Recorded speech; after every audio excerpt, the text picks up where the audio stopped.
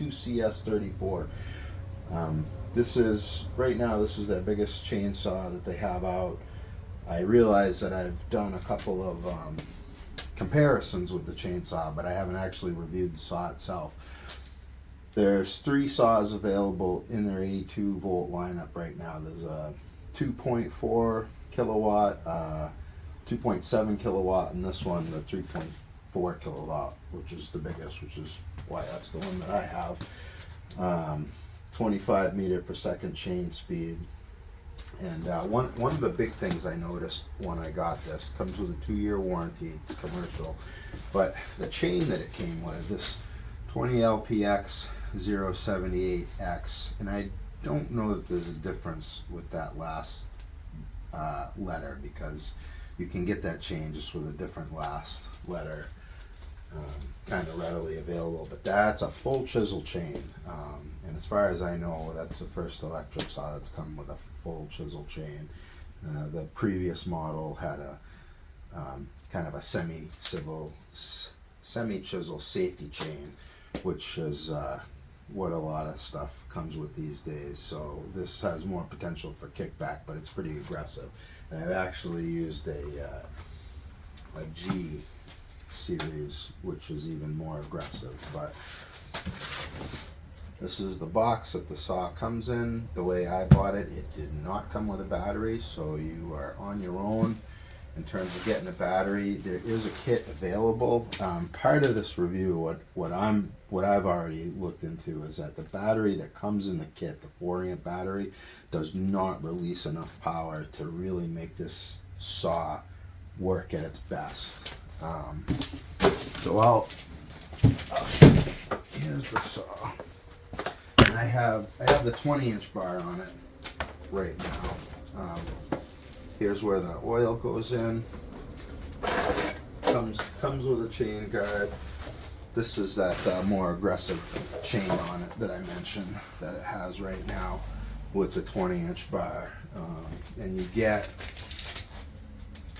19.5 inches of usable bar with the 20-inch bar. This thing is quite an animal.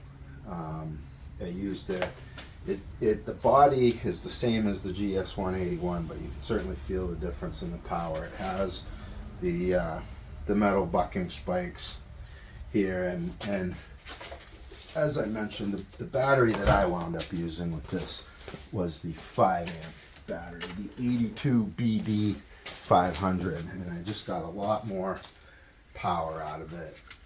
You will find that it's bigger and it's a little more awkward looking, but there's a safety button that you have to push. So the saw is off when you put the battery in. You have to push that button. You'll get a green light that tells you that the battery's in, and now the saw is on and ready to use. The safety is right here. It's pretty well ergonomically placed. You pull the trigger and away you go. There's a very slight delay on it with the battery, but some saws have no safety. When you put the battery in, it's ready to go. I kind of like this because, you know, there's no way of knowing this thing's ready to go, and with that green light, it's like, okay, now it's ready to go. You can turn it off, and it will turn off after a while. I mean, with a gas saw, you come up to it, it's idling, you know it's ready to go. This, you don't know, you know, without that button being there. So that's a nice feature that I like. Some people like to have it ready to go. I prefer that. Really, the thing has worked great. The biggest thing I've noticed, and I had the same issue with the other saw, is that somewhere in here, when it's laid flat, the saw will leak a little bit of oil, and it keeps leaking over time. And I had the same issue with the GS181, and so when I store the saw, because I'm not sure what the issue is, hopefully Greenworks works it out before they come out with the next model, but when I store the saw, I just store it like that, and it doesn't leak any oil. Right now, this, as far as I know, this is the most powerful electric chainsaw you can get, but in the expo this year, Greenworks just released or unveiled for next year. This is a 3.4 kilowatt, so it's just a little over 4 horsepower. They have a 4.3 kilowatt chainsaw that's going to be released next year, and that is almost 6 horsepower, which is going to put it on par with like a 572.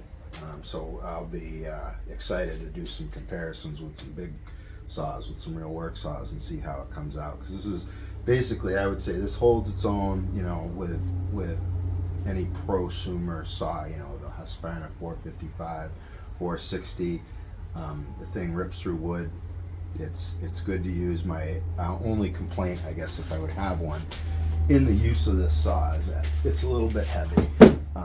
And they make a little pack that you can wear and keep the battery off the saw, which brings it down to like 14 pounds. But I don't really want to work with a cord or mess with any of that, so I just take it with the weight personally. But that is my review of this saw so far. The chain brake does work. I've had that, used that. The I guess, sorry. This bar comes off, you know, like a normal chainsaw. There's no quick release. You have to, it comes with a tool, and you have to loosen these nuts to get this cover plate off, and then you can get in here to tension it if you loosen it.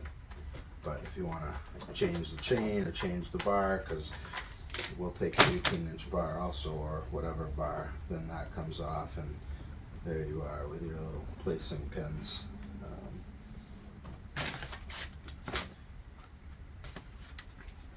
But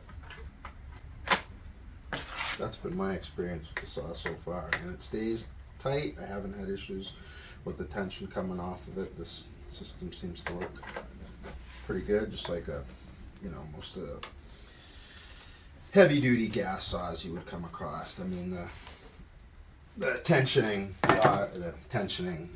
with the hand is nice, but they just don't seem to stay sharp. So this thing is set up more as a professional saw, and it's fairly raw. Like, there's no different settings. You turn it on and then you just control the power with the trigger. But metal handle, it's been a good saw for me so far. That's my review.